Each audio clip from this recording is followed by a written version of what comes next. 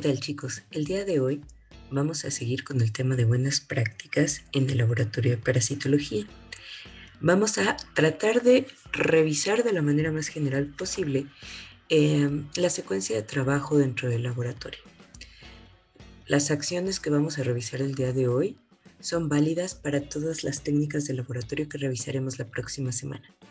Y es muy importante que lo tengan en cuenta porque si bien no vamos a estar trabajando en el laboratorio, no debe de ser pretexto para que desconozcan las buenas prácticas con las que se deben conducir cuando estén en una situación de diagnóstico parasitológico.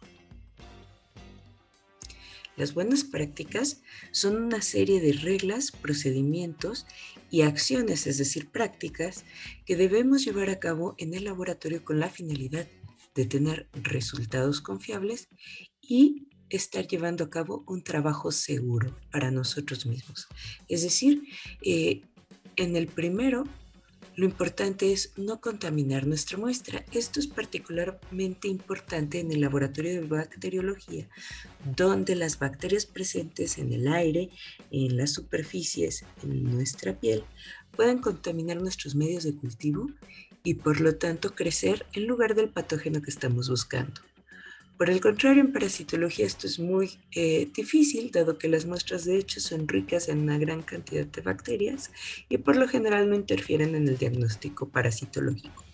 Así que más importante para esta área de trabajo es la finalidad de llevar a cabo un trabajo seguro, es decir, evitar el contagio, que nosotros no salgamos del laboratorio llevándonos el parásito que acabamos de observar o incluso alguno que no hayamos observado y que se encuentre presente en la muestra.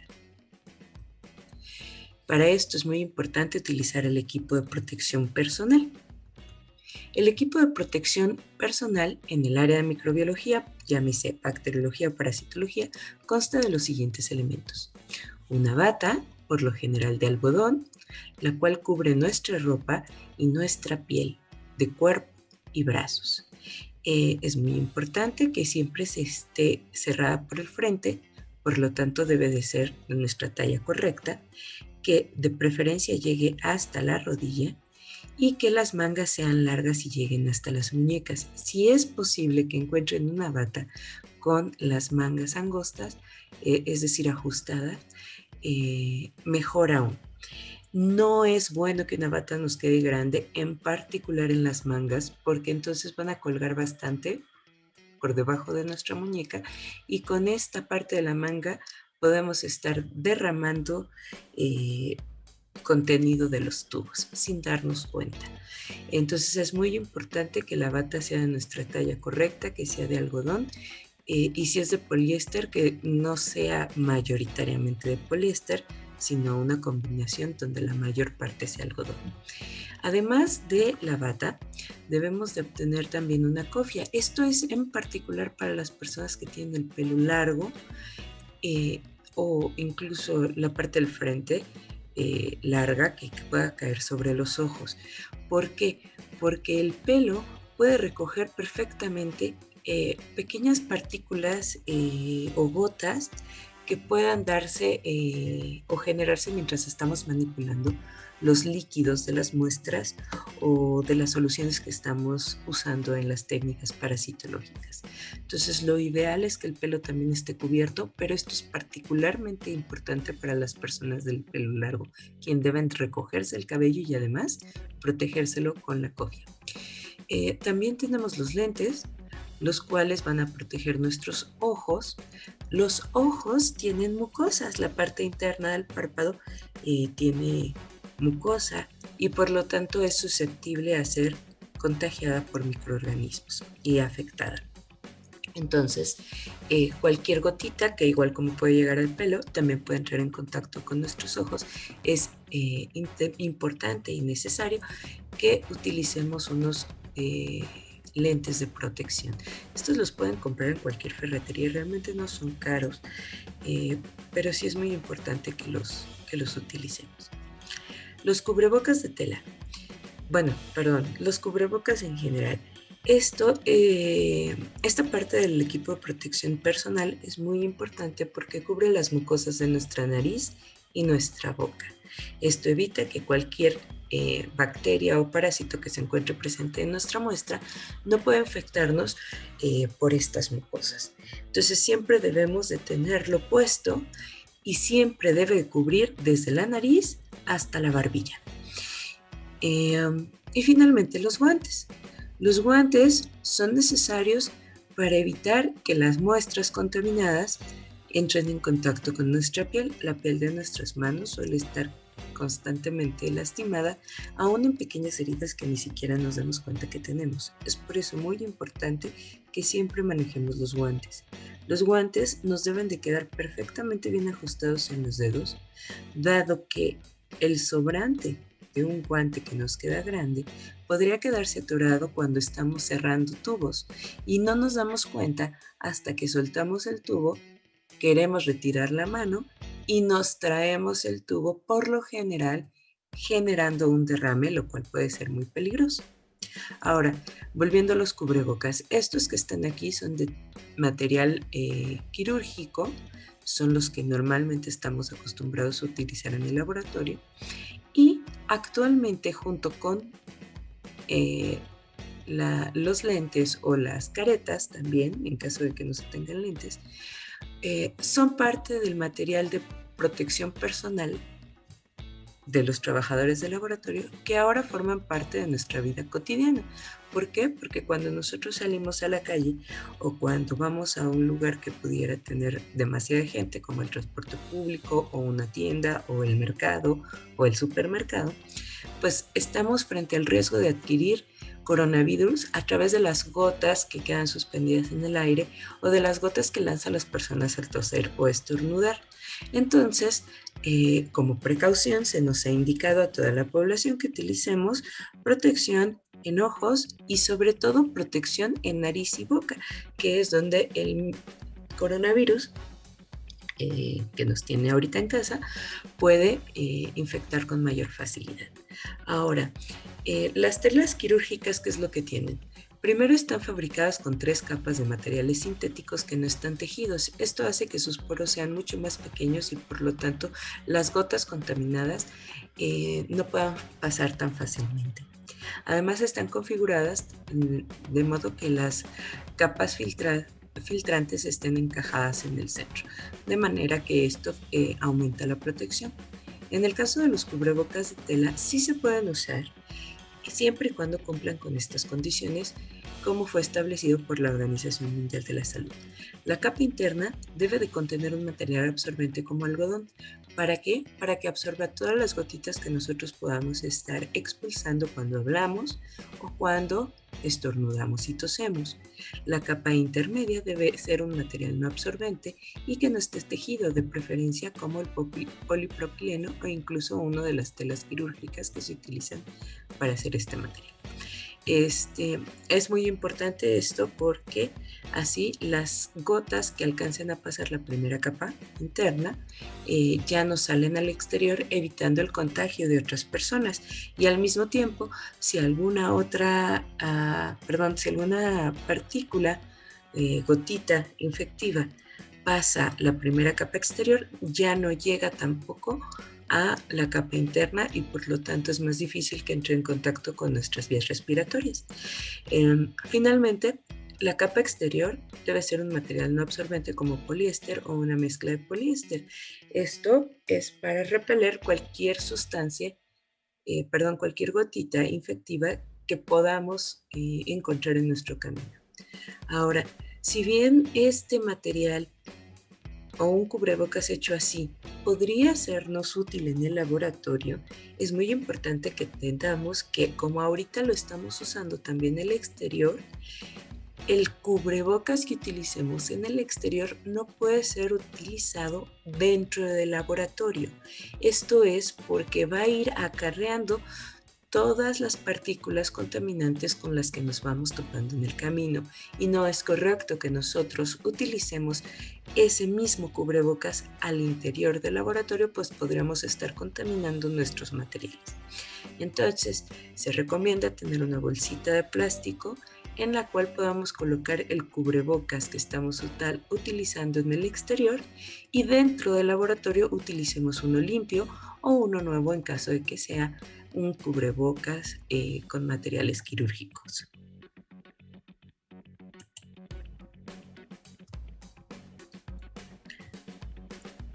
Es muy importante con la bata también seguir el mismo principio que les acabo de comentar con el cubrebocas. La bata solo debe usarse dentro del laboratorio y no fuera de él.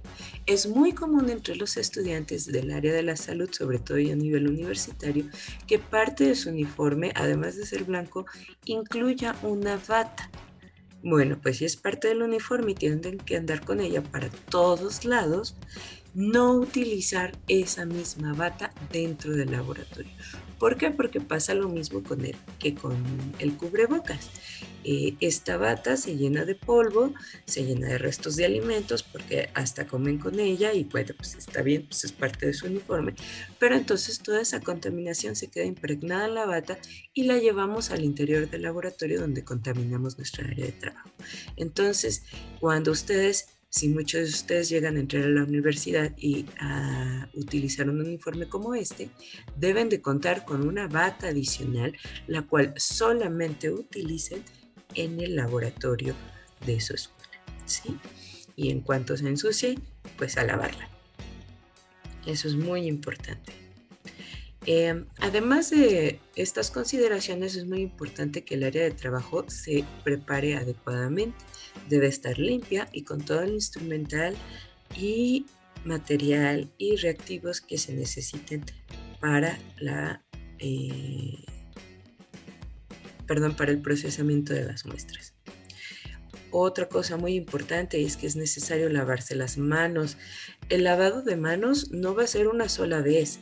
Puede ser necesario lavarse las manos más de una vez durante el proceso de las muestras. ¿Por qué? Porque son diferentes puntos en los que o contaminamos nuestro material o podemos contaminarnos nosotros mismos. Entonces, para romper esa cadena de transmisión de microorganismos de nosotros hacia el material o del material hacia nosotros, constantemente vamos a estarnos lavando las manos. Y por supuesto, cuando hemos terminado todo antes de salir, este lavado de manos es absolutamente necesario. Uno de los puntos importantes en los que nos tenemos que lavar las manos es justo antes de colocarnos el resto del equipo de protección personal, ¿sí? Cofia, lentes, cubrebocas y guantes.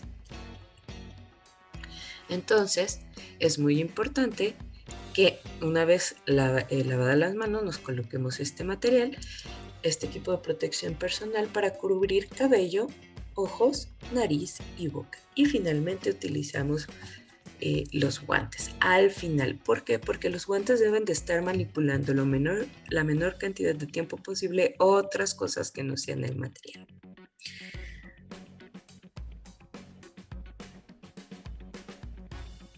Ahora, en cuanto al área de trabajo, nosotros ya vimos el parcial pasado la importancia de las técnicas de antisepsia y asepsia y vimos también que la antisepsia es el conjunto de procedimientos que están destinados a eliminar microorganismos presentes en el área de trabajo o bueno, en cualquier superficie, ¿sí? En este caso hablamos del área de trabajo. Para poder hacer esto, que es eliminar los microorganismos de nuestra superficie de trabajo, podemos recurrir al lavado y a la desinfección. De hecho, se hacen ambos pasos.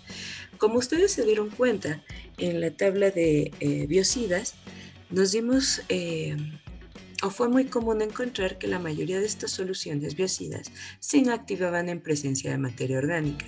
Y la materia orgánica, pues sí son restos de heces, restos de orina, restos de sangre, que son muestras con las que solemos trabajar en el laboratorio y que pueden estar manchando nuestras superficies. Pero incluso cuando estas no están presentes, el polvo se considera también materia orgánica. Por lo tanto, es importante que primero se haga el lavado de superficie para eliminar la mayor cantidad posible de materia orgánica y en el momento en que hacemos eso también estamos reduciendo la cantidad de microorganismos viables en la superficie. El lavado se puede hacer con soluciones jabonosas comerciales o limpiadores comerciales y con un trapito. Ahora, la desinfección que sigue a este paso Se puede hacer, por ejemplo, con etanol al 60% o con hipoclorito de sodio, que es la solución de cloro comercial.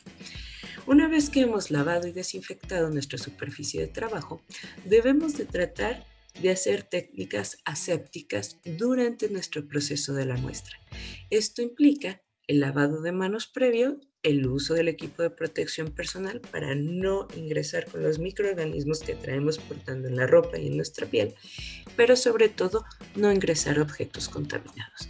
Ahora, aquí es importante entender que aunque sí es importante no ingresar microorganismos al área de trabajo, como les comenté, usualmente las muestras que se procesan en parasitología son muy ricas en bacterias y no necesariamente eso interfiere en el diagnóstico. Lo que sí puede pasar es que otros objetos puedan también contaminarse con los microorganismos y parásitos que vamos a estar analizando. Es por eso que en el área de trabajo no debe de haber útiles escolares, mucho menos alimentos, completamente prohibido estar trabajando con alimentos en el área de parasitología y en cualquier área de laboratorio clínico en general. Ni lápices ni nada que no se vaya a estar utilizando. ¿Eso qué quiere decir? Eso quiere decir que nuestra área de trabajo debe ser dividida en un área donde podemos estar anotando cosas, donde estén las bitácoras y algunos materiales útiles, otro donde vayamos a hacer el procesamiento de la muestra y uno más donde podamos estar colocando el microscopio y que no esté en medio del área de procesamiento. Entonces, nosotros debemos de tener estas áreas bien definidas. Definitivamente los alimentos ni siquiera deben de estar dentro del laboratorio, pero es muy común que luego quieran tener aquí a un ladito o junto a los tubos que están procesando la bitácora y los lápices con los que están haciendo anotaciones, y eso no es posible.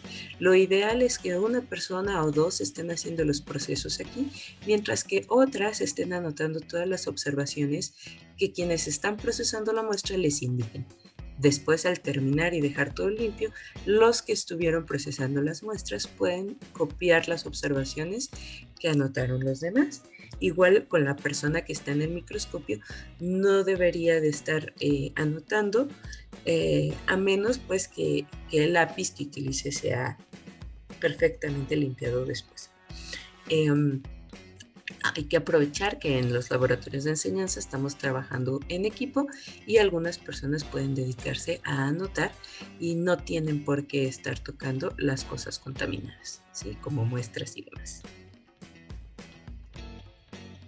Es muy importante que cerca del área de trabajo nos encontremos con un espacio para colocar nuestro kit para derrames. El kit para derrames debe consistir de toallas de papel absorbentes, ya sea como estas que están aquí, las sanitas, ya que vienen cortadas y demás, o ustedes pueden comprar un rollito de toallas absorbentes de las de cocina, cortarlas previamente y tenerlas listas para su uso. Guantes de repuesto, unos 2 o 3 pares de repuesto de las tallas adecuadas, un frasco de boca ancha con tapa de rosca perfectamente etiquetado que contiene hipoclorito de sodio al 0.5%.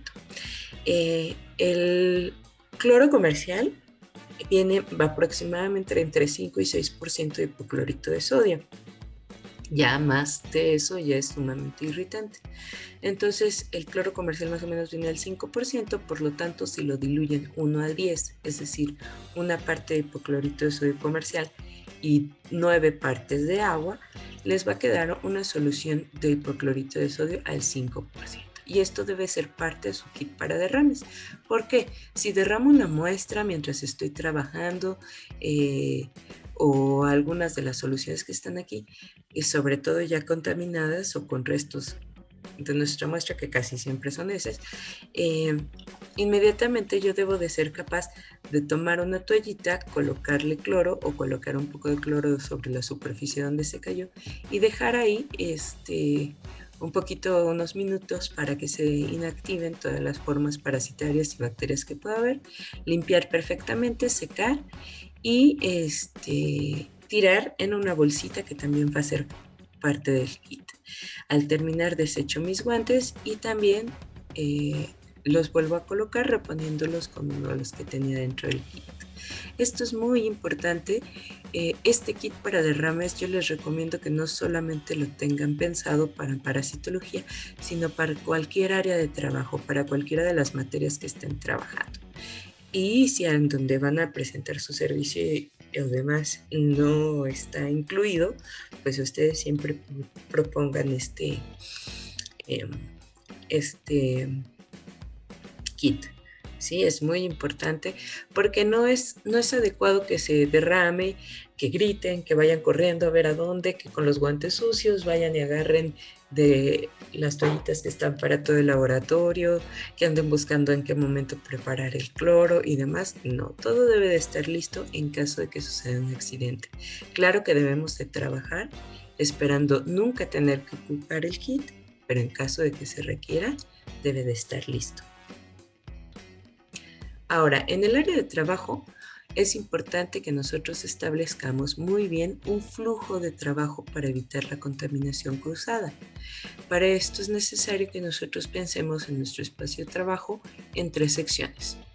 Por ejemplo, tenemos el lado izquierdo, el área limpia, en medio el área de trabajo y a la derecha el área sucia. Una vez que tenemos establecidas las 3 áreas, todos nuestros movimientos deben ser del área limpia hacia el área sucia, de preferencia no al revés, para evitar contaminar el material que está en el área limpia.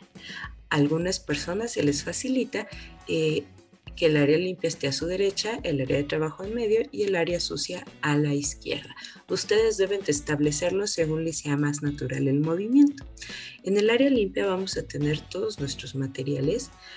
Los más comunes dentro de parasitología son tubos, aunque suelen ser tubos cónicos con tapa de rosca, gasas, varillas de vidrio, embudos, pipetas Pasteur y las laminillas en las que vamos a estar colocando las muestras para observarlas al microscopio.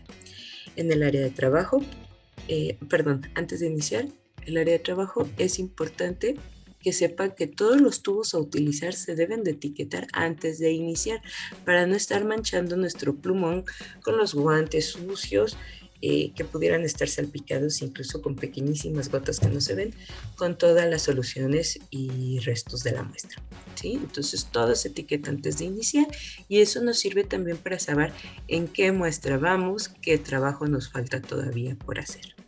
Ahora sí, en el área de trabajo nosotros vamos a colocar frascos con las soluciones que vamos a estar utilizando con nuestra muestra y es probable también que utilicemos ahí los goteros con los colorantes en caso de que se utilicen. Una de las soluciones más comunes que utilizamos en parasitología es la solución salina fisiológica y el yodo lugol, sobre todo para la observación al microscopio. Aquí también van a estar las muestras y es en este espacio donde vamos a trabajar. Aquí vamos a tener nuestros instrumentos y todo lo que vamos a hacer. Debemos delimitar muy bien el área donde vamos a estar trabajando para no estar moviendo nuestras manos con el material contaminado hacia el área limpia o hacia el área sucia. Solamente va a salir la mano que va a tomar el material de aquí para continuar con la siguiente muestra. Pero la muestra que se está procesando debe estar en esta área justo enfrente de nosotros, ¿sí? Y no estar llevando la varilla con restos de muestra fuera de la mesa o hacia el área limpia.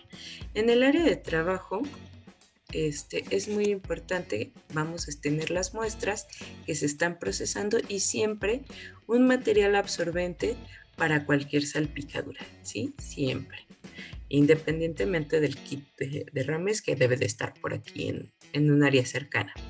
Y en el área sucia vamos a tener siempre las muestras que ya procesamos y los tubos con restos de las suspensiones que hagamos y que ya no vamos a utilizar, ¿sí? De aquí es muy común que una vez que hagamos alguna suspensión de nuestras muestras, nos la tengamos que llevar a la centrífuga. Y para esto, por eso es muy importante que todos los tubos, estén etiquetados correctamente.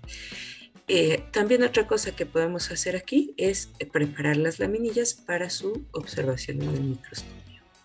Una vez que hemos terminado con todo el proceso, el área de trabajo debe limpiarse y desinfectarse perfectamente. Debe quedar impecable y justo como estaba antes de que iniciáramos el trabajo. De lo contrario, entre una sesión y otra de laboratorio, esta mesa, esta superficie, se convierte en un objeto contaminado que puede provocar contagios. Entonces siempre debemos de dejar perfectamente limpio. Bueno, les decía, una vez que tenemos los tubos procesados, es muy común que tengamos que ir a la centrífuga, por lo general más de una vez. La centrífuga tiene un cabezal como este, que incluye varios contenedores, ¿sí?, para tubos de diferentes tamaños, y en el centro está unido a un rotor, que es un motor que va a dar vueltas constantemente precisamente para centrifugar lo que sea que hayamos puesto aquí.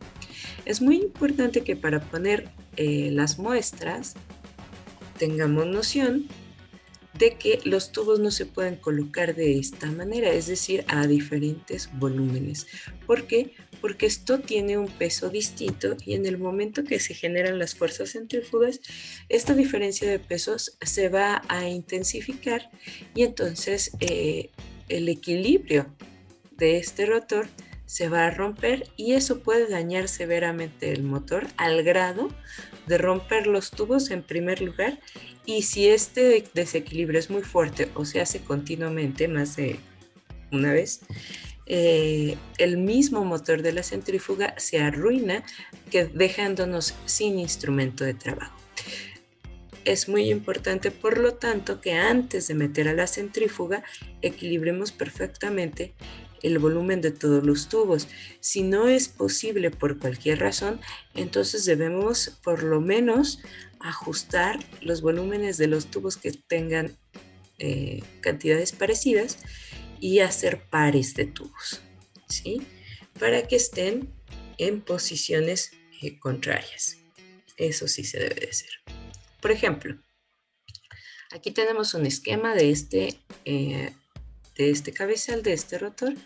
Aquí está el centro y estos dos son los contenedores con tubos. Es muy importante que si yo pongo un tubo en esta posición, el peso con el que se va a contraponer debe hacer una línea recta que pase por el centro. Por lo tanto, este tubo está en la parte externa del contenedor, al lado izquierdo. El de enfrente también debe estar en la parte externa, más lejos del centro, y del lado contrario, del lado derecho. Igual, si tengo un tubo en la parte interna del contenedor, debe pasar por el centro y su contrapeso debe ir también en la parte interna del otro contenedor, pero del lado contrario, ¿sí?, de manera que siempre esté cruzado. Por ejemplo, aquí tenemos estos 8 tubos. Vamos a suponer que cada uno de ellos tiene un volumen diferente. Entonces, se supone que yo debía haber hecho contrapesos para que quedaran en pares. Entonces, uno de los pares se acomoda de la siguiente manera. En uno de los contenedores le puse en la parte interna, aquí arriba. Por lo tanto, el otro debe de quedar también en la parte interna, pero abajo. Un segundo par se acomoda en la parte externa, abajo de uno de los contenedores, y por lo tanto en el otro va en la parte externa, arriba. Un tercer par se acomoda estando en uno de los contenedores en la parte externa, arriba, por lo tanto en el otro va en la parte externa, abajo. Y el último, pues en los lugares que quedan, la parte interna arriba, y su contrapeso en la parte interna abajo. Entonces esa es la manera como debemos acomodar siempre todos los pares de tubos en caso de que no sea posible que todos los tubos tengan el mismo volumen. Por lo menos debemos de tener 2 tubos iguales para utilizarlos como contrapesos. Además, es importante que siempre antes de empezar revisemos que la centrífuga esté limpia y funcionando. En caso de que no encontremos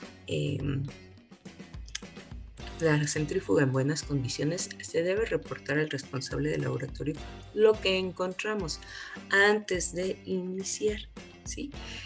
Porque es probable que si nosotros vemos que no gira, lo podemos poner a girar vacía, o si vemos que está sucia o que contiene partículas de tubos rotos, o restos de muestra, pues eso va a afectar nuestro trabajo. Por lo tanto, se debe reportar cualquier cosa que observemos antes de iniciar.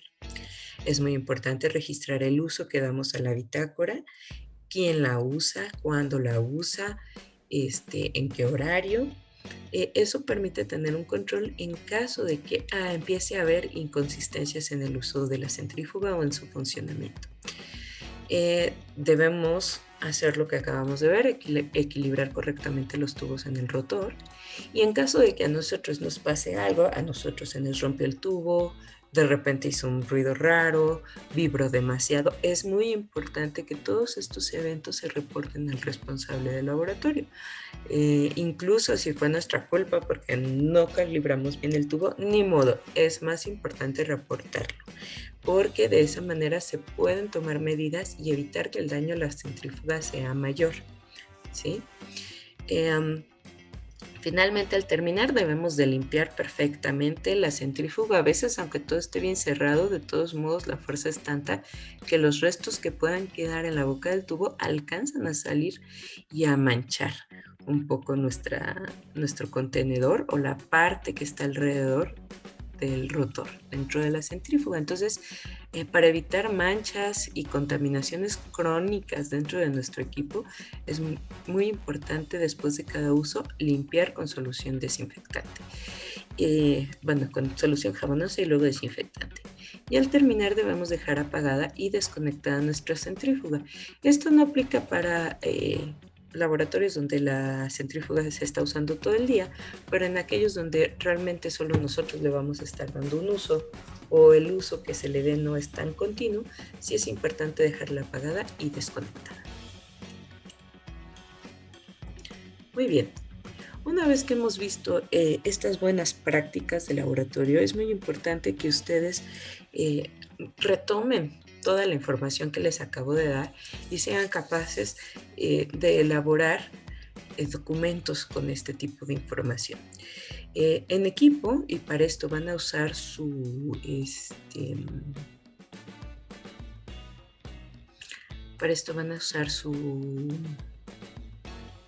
sala de chat de Teams, perdón, me fui un momento, van a utilizar su sala de chat de Teams, van a elaborar un reglamento para el laboratorio. El reglamento debe incluir todas las actitudes que son deseables y aquellas que son indeseables, las que no se permiten dentro del laboratorio. El reglamento no incluye los procesos propiamente dichos, ni siquiera de preparación del área de trabajo, ni de cómo se debe usar o en qué orden el equipo de protección personal, pero sí las actitudes, es decir, que lo uses, que limpies, que mantengas un orden, ¿sí? Este tipo de cosas. Las reglas deben de ser breves, deben de ser concisas y tampoco deben ser como muchas, así 25, 20. No, no, no, deben ser un número aceptable de reglas, tal vez unas 15 o menos, en donde se indiquen todas las actitudes y precauciones que se deben de tener en general dentro del laboratorio. Entonces, esto es un reglamento que en función de lo que les acabo de decir y lo que ya sabían de sus materias anteriores del módulo 1, deben de seguir ustedes lo que ustedes consideren importante dentro del laboratorio. Ahora, además de eso, es importante que ustedes elaboren 3 diagramas de flujo, es decir, uno que indique paso por paso cómo debemos utilizar y colocarnos el equipo de protección personal. También me gustaría que incluyeran cómo se debe de quitar. Para esto no lo dije, pero se los dijo ahora. El orden es inverso. Primero se quitan los guantes, que sean probablemente la parte más contaminada de su equipo de protección personal. Se lavan muy bien sus manos y se quitan cofia, lentes y por último cubrebocas sin tocarlo de la parte central, sino de las correas o ligas con las que se ajustan a las orejas o a la cabeza, ¿sí? Y finalmente la bata es lo último que se quita. Entonces, todo este proceso, cómo se coloca y cómo se retira, es lo que debe de estar en el diagrama de flujo. También un segundo diagrama de flujo para la preparación del área de trabajo, cómo se limpia, cómo se desinfecta, cómo se organiza, cuándo se debe de etiquetar, qué se debe de etiquetar, y luego qué se tiene que hacer para centrifugar. ¿Sí? Todas estas cosas están aquí en el video, ya nada más es cuestión de que ustedes coloquen la información en forma de diagrama de flujo. Los diagramas de flujo son muy importantes porque nos permiten seguir un proceso de manera rápida mientras estamos trabajando y hacerlos nos permite ser conscientes de todos los pasos que tenemos que seguir. Entonces es por eso que esta actividad es muy importante. No es nada más repetir por repetir la información, sino de que eso les permite a ustedes ser conscientes de lo que estamos haciendo, de lo que deberían hacer, y es una manera en que ustedes pueden realmente aprender este tipo de información. ¿Qué es lo que se va a evaluar? Bueno, va a contener todos los elementos solicitados, es decir, su simbología, sus flechas, ¿sí? Es muy importante. Recuerden que el inicio y el fin son óvalos, que aquí deben de tener las palabras correspondientes. Estos como rombos inclinados o paralelepípedos deben indicar el material, por aquí podrían ser heces, por ejemplo. Aquí el reporte de morfología es muy importante. Que cada uno de los pasos esté en un rectángulo y que estos pasos sean breves. Este es un ejemplo de un diagrama de flujo para la tinción de Gram. Entonces pueden darse cuenta como cada paso está aquí mencionado, pero no está exhaustivamente explicado, sino que es muy breve. Y pueden colocar alguna notita por aquí donde indique la importancia o algún otro material que se necesite, alguna nota aclaratoria, ¿sí? Entonces debe contener todos los elementos solicitados, es decir, la simbología, que contenga todos los pasos, sus oraciones deben ser concretas y claras y los bloques deben de estar conectados de manera correcta. No me hagan así como que un zigzag que no pueda comprender, ¿sí? Las flechas deben de ser muy claritas y me deben de permitir seguir el diagrama con facilidad. Yo les recomiendo que en esta ocasión efectivamente se repartan las actividades, pero para ponerse de acuerdo usen siempre su sala de chat de Teams. Ahí van a distribuirse el trabajo, van a mandar los borradores. Recuerden que si todo el equipo no autoriza un diagrama de flujo, después no me digan que por culpa de fulanito sacaron de la calificación. Todos deben de estar de acuerdo en el material que se presenta. Si hacen alguna videollamada para ponerse de acuerdo, nada más toman una foto, una captura de pantalla, donde se vean todos los que participaron en la videollamada y la suben ahí al chat de Teams. Y también ahí deben de indicar qué persona, una sola persona, va a subir todos los archivos, de preferencia en PDF, a Classroom. Y entonces todos lo marcan como entregado cuando eso suceda. Ahí en el Classroom va a estar indicada la rúbrica, donde se va a dar un poquito más de detalle de todo lo que se va a evaluar, tanto en el reglamento como diagrama. Entonces van a ser 4 elementos que tienen que entregar: el reglamento y 3 diagramas de flujo, ¿sí? Este trabajo es para el lunes, pero espero que puedan, como cada uno de ustedes va a tener una función diferente, pues espero que no sea pesado. Además, yo les recomiendo que si alguien hizo un diagrama en las actividades pasadas, ahora sean otras personas las que lo hagan, ¿sí? Para que haya una distribución equitativa del trabajo. Si alguno de ustedes no se puede conectar a Teams, cualquier razón, pónganse de acuerdo para que se comuniquen con una sola persona de su equipo en WhatsApp y entonces esa persona tome captura de pantalla de sus comentarios y lo suba al chat de Teams para yo poder ahí revisar todo lo que estén haciendo. ¿De acuerdo? Les agradezco mucho, espero que con esto haya quedado claro cómo debemos comportarnos y las precauciones que debemos de tomar en el laboratorio para tener un trabajo seguro. Muchas gracias por su atención.